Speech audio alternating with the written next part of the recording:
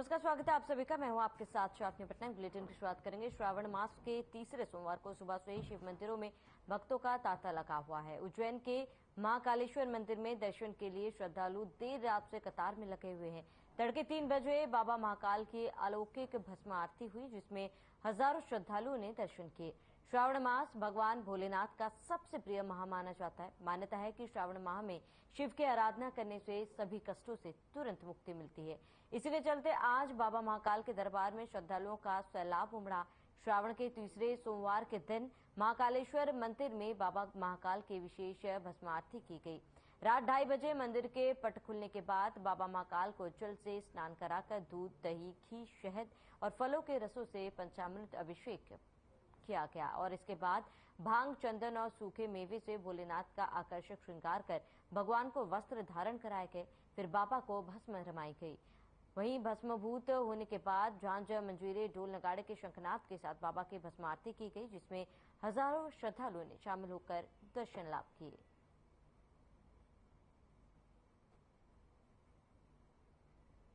तो महाकाल की अलौकिक भस्म आरती की गई आज और सुबह से ही लंबी लंबी कतारों में श्रद्धालु यहां पहुंचे थे और बाबा के दर्शन किए। और सावन का आज तीसरा सोमवार है और इसमें बाबा महाकाल के दर्शन करने के लिए हजारों की संख्या में श्रद्धालुओं की भीड़ उमड़ी थी और आज तड़के सुबह से ही बाबा के भस्म आरती की तैयारी की गई और तमाम श्रद्धालुओं ने भस्म आरती में हिस्सा लिया।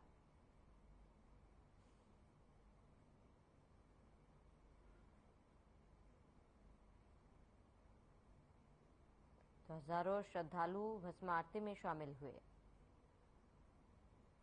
खबर सीहोर से, जहां एक युवक अपने दोस्तों के साथ अमरगढ़ वाटरफॉल गया था और मालाखेड़ी नर्मदापुरम निवासी युवक झरने में डूब गया। बताया जा रहा है कि मालखेड़ी नर्मदापुरम निवासी युवक शिवकांत यादव, जिसकी उम्र करीब 29 साल थी, वे अपने दोस्तों के साथ शाहगंज के करीब जंगल में स्थित अमरगढ़ वाटरफॉल पर पिकनिक मनाने गया था। तभी झरने के करीब पत्थर पर पांव फिसलने से वह झरने में डूब गया। जब वह काफी देर तक झरने से बाहर नहीं निकला तो साथियों ने इसकी सूचना पुलिस को दी। सूचना पर पुलिस और वन विभाग की टीम मौके पर पहुंचकर गोताखोरों की मदद से युवक की तलाश की, लेकिन देर शाम तक युवक का पता नहीं चल पाया।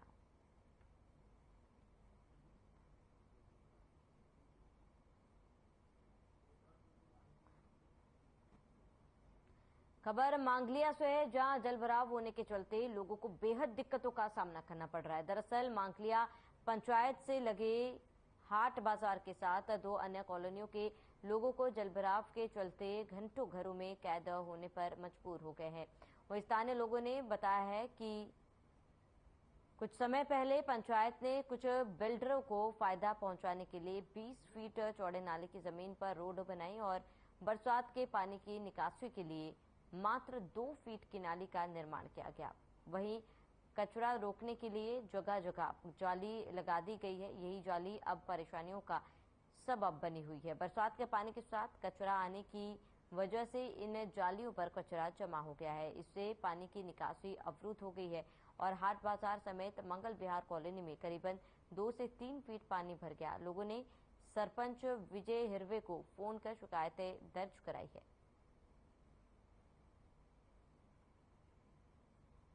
समस्या है ना सर, ये थोड़ा सा पानी भरता है, बच्चे अपने स्कूल जाते हैं, उनको परेशानी आती है, आने जाने वाले व्यक्ति को परेशानी आती है। इस मामले में किसी को शिकायत करिए? शिकायत क्या, पंचायत में कई बार बोला तो कोई सुना ही नहीं। कई बार बोला, सरपंच को बोला है, मंत्री को बोला है कि ये समस्या हमारी, तो कोई सुनने के लिए तैयार ही नहीं है। ये समस्या कब से है? काफी दिनों से। कितने साल से? टाइम से कॉलोनी बनी जब से समस्या होती।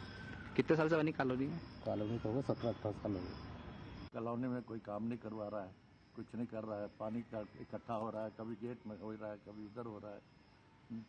अब इसकी समस्या तो करानी पड़ेगी सबको मिलके। पानी जो भर जाता है उससे कुछ समस्या होती है लोगों को? क्या समस्या करें, अभी तो बहुत मुश्किल में है। हम लोग खुद परेशान है कि पानी पानी हो जा रहा है, हर गली में पानी है, आने जाने में बहुत तकलीफ हो रही है, बच्चों को स्कूल जाने में बहुत तकलीफ हो रही है।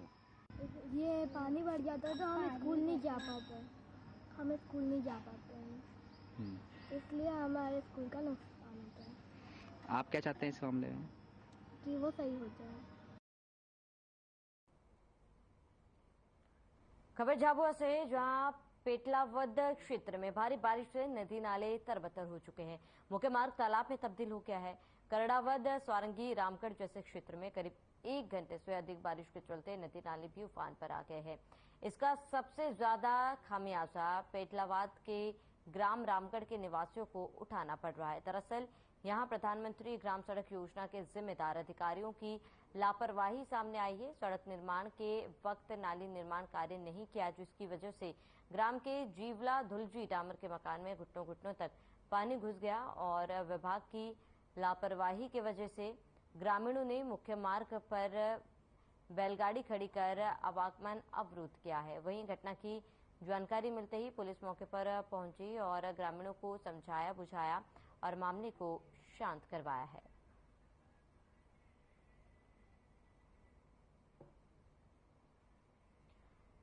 तो पीएम ग्राम सड़क योजना में लापरवाही बरती गई, जिसके बाद तेज बारिश के चलते मार्ग अवरुद्ध हो गए और विरोध जताने के लिए ग्रामीणों ने बैलगाड़ी और ट्रैक्टर बीच सड़क पर रख दी, जिससे आवागमन बाधित हो। और इसकी सूचना जब पुलिस को मिली, पुलिस ने ग्रामीणों को समझाया बुझाया और पूरे मामले को फिलहाल शांत करा दिया है। तो बरसात में अवरुद्ध सड़कों की हालत बहुत ही ज्यादा खस्ता हो गई, जिसकी वजह से लोगों को काफी परेशानियों का सामना करना पड़ा और ग्रामीणों ने सड़क अवरुद्ध कर अपना रोष व्यक्त किया।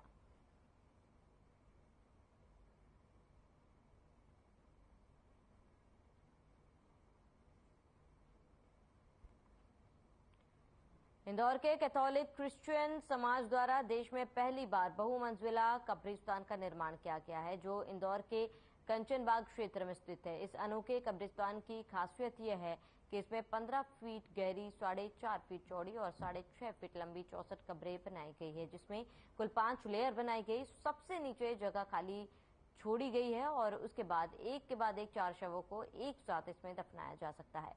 दरअसल आपको बता दें कि इंदौर में लगातार कब्रिस्तान में शव को दफनाने की जगह कम पड़ती जा रही है।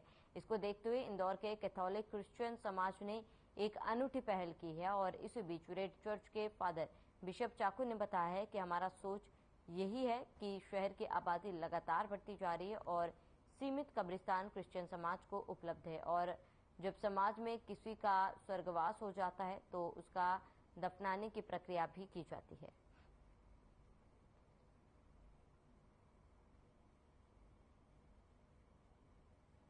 हमारा सोच यही था कि शहर की आबादी बढ़ती जा रही है और सीमित जगह हमें उपलब्ध है, तो हमारे परिजन जब उनका देहांत हो जाता है उनका दफन करना ज़रूरी है, तो भविष्य में ऐसा नौबत नहीं आए कि दफनाने के लिए शहर के अंदर जगह ना मिले। इसलिए हमने सोचा जितने भी जगह अपने पास वो भी उपलब्ध हैं उसका सही उपयोग हो जाए और उसको वापस उपयोग में लाया जाए। इसके लिए हमने एक प्रयोग किया है कि पक्के कब्र बने कंक्रीट के और इसको ऐसा गहरा बनाए ताकि एक के बाद दूसरा, दूसरे के बाद तीसरा और तीसरे के बाद चौथा ऐसा दफन किया जा सके। और पहले तो जब मिट्टी के कब्र थे उस समय एक ही को उसमें दफनाया जा सकता था और जगह जल्दी कम होने की संभावना थी, इसलिए हमने ये सोचा, प्रयोग किया कि उसको दोबारा यूज़ में ला सकें।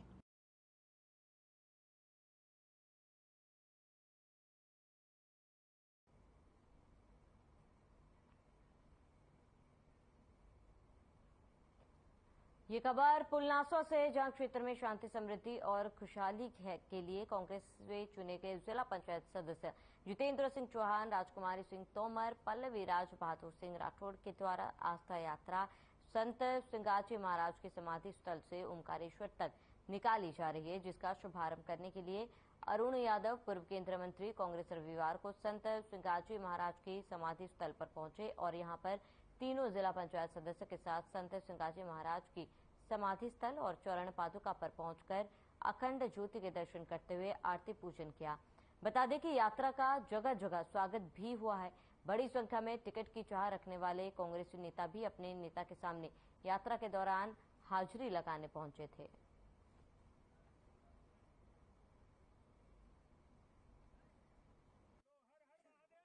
देखिए, ये पूर्व सभी साथियों ने कहा कि ये बहुत बड़ी एक आस्था का केंद्र है और संत सिंगाजी महाराज की आस्था केवल निमाड़ क्षेत्र में नहीं है, वरन पूरा देश भर का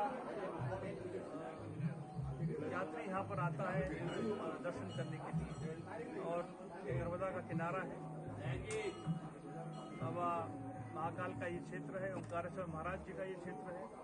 आज हमारे साथियों ने एक कांवड़ यात्रा इस संकल्प के साथ निकाली है जो कि शुरू होने वाली है। आस्था यात्रा का मेन उद्देश्य ये है कि हम यहाँ हमारे जिला पंचायत क्षेत्र, हमारे विधानसभा क्षेत्र और पूरा खंडवा जिला जो कि संत सिंगाजी महाराज की नगरी से जाना जाता है, ओंकारेश्वर हमारे बाबा महाकाल की नगरी से जाना जाता है, हम यह यात्रा यहाँ की खुशहाली, यहाँ जो भी परेशानियाँ हैं उसके लिए हम चाह रहे हैं कि भगवान के घर में जाएं और हम भगवान से मनोकामना करें कि यहाँ की सारी परेशानियों का हल निकले। यहाँ पे जो भी परेशानियाँ, जैसे कि अभी आपने प्राकृतिक आपदाएं भी देखी, उसका भी हल निकले और यहाँ के लोगों की खुशहाली की हम मांग और मनोकामना करने के लिए वहाँ तक के लिए 4 दिन की यात्रा पे निकल रहे हैं। उन्नति के लिए और खुशहाली के लिए हम यहाँ से जो यात्रा निकाल रहे हैं संत सिंगाजी से, एक ध्वजा यहाँ से हम साथ लेकर चलेंगे और जो कि हम ओंकारी जी महाराज के शिखर पर जिसका भगवान के चरणों में जाकर अर्पित करेंगे और नर्मदा मैया से ओंकार जी महाराज से हमारे किसानों की, हमारी जो दयनीय दशा है हमारे क्षेत्र में, हमारे गरीब लोगों की और हमारे सभी क्षेत्र के वासियों की जो भी विपदाएं हैं, सभी से भगवान के चरणों में जाकर प्रार्थना करेंगे और खुशहाली के लिए हम ये यात्रा निकाल रहे हैं। इन दिनों देश के कोने कोने से बड़ी संख्या में श्रद्धालु अमरनाथ यात्रा पर बाबा बर्फानी धाम के दर्शन करने जा रहे हैं। करीब 15 दिनों पूर्व मांगलिया एवं शिप्रा क्षेत्र के 22 युवाओं का एक दल भी बाबा बर्फानी के दर्शन करने अमरनाथ यात्रा के लिए रवाना हुआ था। अमरनाथ यात्रा से लौटने के बाद सभी युवाओं ने अपने अनुभव लोगों से साझा किए थे। यात्रा के दौरान बीच में मौसम की खराबी से उनकी यात्रा कुछ समय के लिए बंद हो गई थी और मौसम खुलते ही यात्रा शुरू होने पर सभी युवाओं ने पूर्ण श्रद्धा और उत्साह के साथ बाबा बर्फानी के दर्शन किए, अपनी यात्रा पूरी की। यात्रा से लौटे युवाओं ने लोगों से अधिक संख्या में जीवन में एक बार बाबा अमरनाथ के दर्शन करने की अपील की है। वहीं अमरनाथ में मांगलिया क्षेत्र से रवि शर्मा, गोल्डी, संजीव चौहान, देवेंद्र यादव, निहार तोशनीवाल शामिल हुए। वहीं शिप्रा क्षेत्र से सुखलाल मनसारे, धर्मेंद्र बावने, राकेश मेहता सहित अन्य युवा शामिल हुए।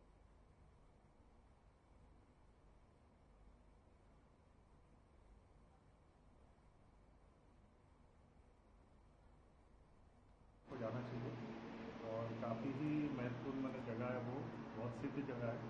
एक बार इंसान जाता है तो दोबारा वहाँ से आने की इच्छा नहीं करती। जन्नत भगवान। कितने दिनों का था कार्यक्रम अपना? हमारा हो गया कम से कम 12 दिन का सफ़र है, 12 से 13 दिन के आए और काफ़ी आर्मी, BSF, वहाँ की जो प्रशासन से लेकर आर्मी, BSF काफ़ी सपोर्ट में रहती है वहाँ उनके लिए, जो यात्री जितने आते हैं ना उनके लिए, तो जिससे कोई घबराने की बात ही नहीं है। अमरनाथ यात्रा बहुत कठिन यात्रा है।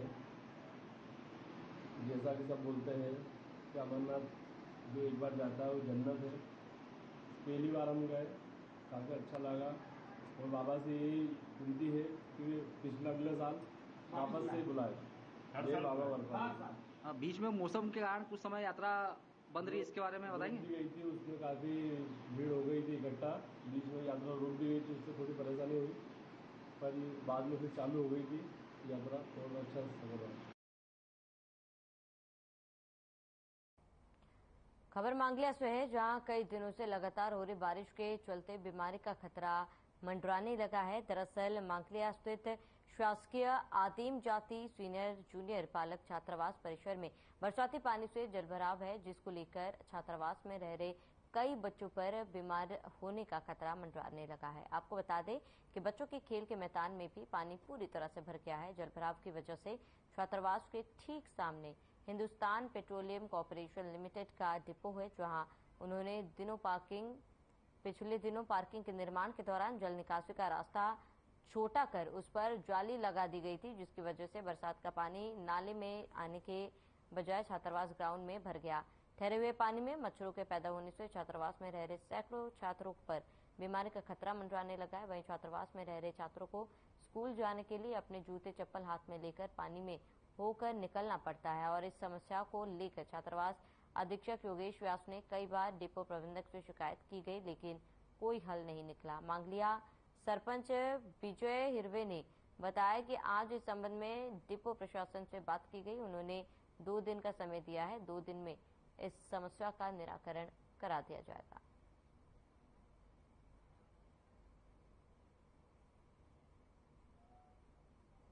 बनाना आते हैं ना तो 10-12 दिन से अभी पानी भरा है, उसमें हम लेट हो जाते हैं, बच्चे भी स्कूल जाने में लेट हो जाते हैं। आपने इसकी शिकायत करी कहीं?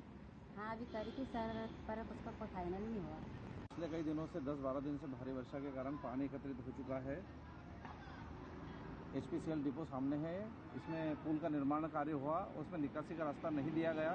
इसके कारण इस 10-12 दिनों से पानी जमा हो चुका है।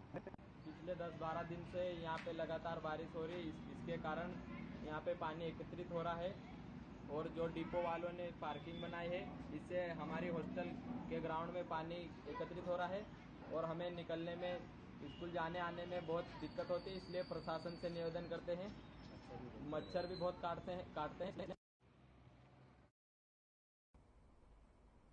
शनिवार की दोपहर करेरा थाने पहुंचकर सैकड़ों लोगों ने 16 वर्षीय नाबालिग के साथ हुई छेड़छाड़ के विरोध में नगर निरीक्षक सुरेश शर्मा को लिखित आवेदन पत्र दिया था, जिसमें आरोपी आरिफ खान पुत्र नूर हसन खान को शीघ्र गिरफ्तार करने की मांग उठी थी।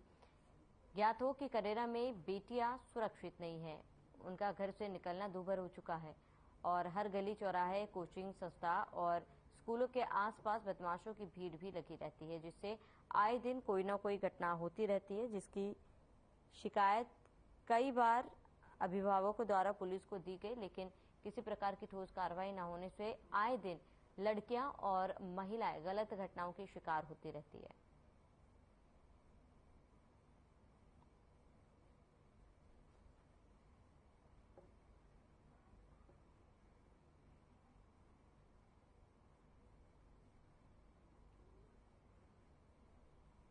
खबर उज्जैन से है, जहां टावर चौक पर चल रहे आंदोलन के दौरान एक युवक द्वारा नारेबाजी करने पर जमकर हंगामा खड़ा हो गया है और टावर चौक पर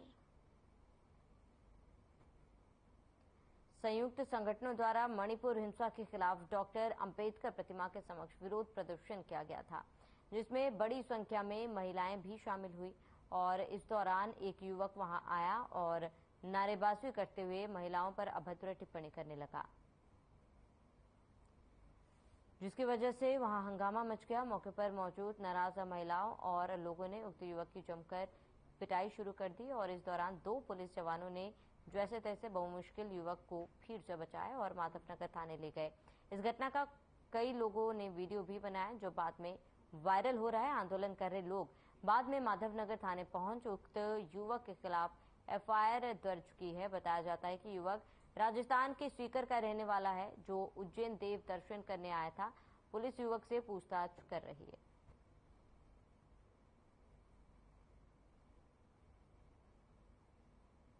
अनंतपुरम घटना को लेकर हम लोग विरोध कर रहे थे। यहाँ पर करीबन 10-12 संगठनों ने हम लोग मिलकर इस का विरोध कर रहे थे। वहाँ पर कोई अज्ञात व्यक्ति जो बाहर से आया हुआ था, उसने हमारे बीच में आके कुछ नारेबाजी की, हम लोगों के ऊपर अभद्र बात करी। इतने में हमने उनको पकड़ने की कोशिश करी और पुलिस में हुई घटना के विरोध में अम्बेडकर संगठन के कुछ व्यक्ति, महिला और पुरुष ज्ञापन दे रहे थे, नारेबाजी कर रहे थे। उस बीच में एक व्यक्ति वहाँ पे चला गया था, कुछ नारेबाजी कर रहा था, तो उसको थाने पर अभी बिठाया है। इन लोगों के द्वारा एक आवेदन दिया गया है, जांच करते हैं। कुछ अभद्र भाषा का भी उपयोग करने का अभद्र का कुछ आवेदन उन्होंने नहीं दिया है, देख लेते हैं अभी और बाकी प्रॉपर जो भी वैधानिक कार्यवाही होगी। सोशल मीडिया पे एक वीडियो वायरल हो रहा काफी, जो मणिपुर में जो घटना हुई है, 2 आदिवासी महिलाओं के को जो है नग्न अवस्था में घुमाया गया, मतलब वो वीडियो देखने लायक भी नहीं है और वो बहुत असहनीय घटना है। इसमें काफी लोग उसको देखकर जो है दुखी है। तो उस घटना को लेकर हम लोग जो है टावर चौक पर जो है शक्ति प्रदर्शन कर रहे थे और उसका विरोध कर रहे थे। काफी महिलाएं भी थे वहाँ पर।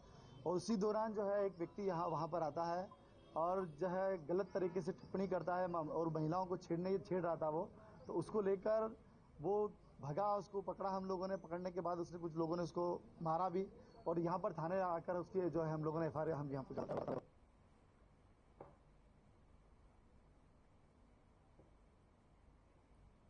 इंदौर के नजदीक देवास जिले के रहने वाले गोविंद मोदी से कुछ बदमाशों ने जमकर मारपीट की और एक वीडियो भी बनाया है जो सोशल मीडिया पर जमकर वायरल हो रहा है। इस घटनाक्रम को लेकर इंदौर डीसीपी अभिषेक आनंद का कहना है कि घायल अवस्था में फरियादी को अस्पताल में भर्ती कराया गया है। पुलिस ने बताया है कि मामले में 9 लोगों के खिलाफ शिकायत दर्ज की गई है। बताया जा रहा है कि घायल युवक शराब कारोबारी से जुड़ा हुआ है और इसी को लेकर उनमें कुछ कहासुनी हुई थी, जिसके बाद कुछ लोगों ने युवक की जमकर पिटाई की।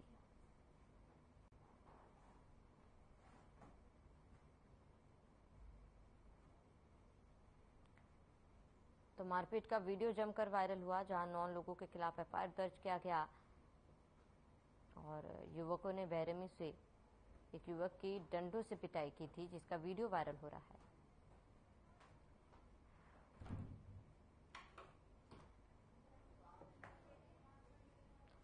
इंदौर के बहरुआ थाना क्षेत्र में अज्ञात बदमाशों ने एक जैन परिवार के घर के मेन गेट पर अंडे फेंककर टीन शेड हटाने की धमकी दी। बताते कि फरियादी को फेंके गए अंडों के साथ एक पर्ची भी मिली, जिसमें लिखा है कि टीन शेड हटा लो नहीं तो गोली मार देंगे। इस तरह की धमकी मिलने के बाद फरियादी ने मामले की शिकायत दर्ज कराई है।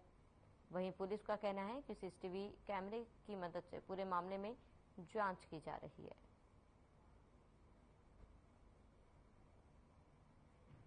तो जैन परिवार के घर पर अंडे फेंककर धमकी दी गई और कहा गया कि अगर टीन शेड नहीं हटाया जाता तो उन्हें जान से मार देंगे, जिसकी शिकायत की गई है। फिलहाल पुलिस ने CCTV के आधार पर जांच शुरू कर दी और दोषियों पर कार्रवाई करने की बात कही है।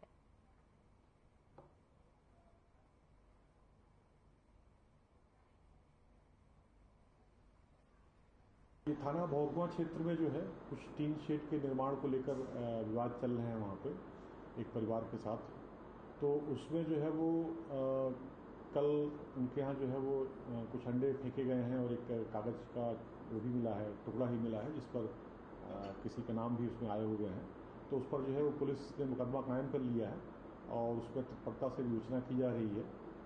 जो नाम उसमें आए हैं उससे पूछताछ होगी। बाकी जो आसपास CCTV फुटेज होंगे, अन्य जो संदेही होंगे, सबसे पूछताछ करके और जिसने भी कृत्य किया उसके खिलाफ कड़ी कार्रवाई की जाएगी। चलिए इसके साथ इस बुलेटिन में फिलहाल में सिर्फ इतना ही। देश प्रदेश की तमाम बड़ी खबरों के लिए बनी रहे हमारे साथ।